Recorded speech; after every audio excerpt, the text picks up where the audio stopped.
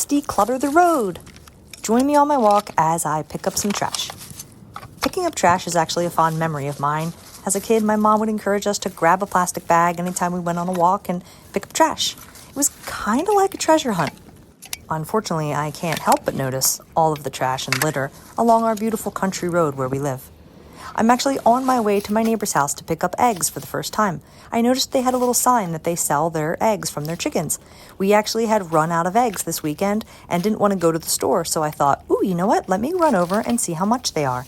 Luckily, they're only $4, so I counted up some quarters. I have my little baggie in my pocket, and I thought, you know what? On my way over, I'll pick up some trash.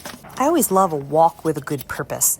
Sometimes a slow, quiet walk can be a little understimulating for me, so having something to do makes me happy and feels good. I also am wondering, who litters? Is it an unconscious or a conscious choice? I'm noticing a lot of beer and cigarettes. Are people drinking and driving and then disposing of the evidence? I just don't understand it. I'll come back for the hubcap. I knew someone who once said, yeah, it gives people jobs to do. I thought that was absolutely insane.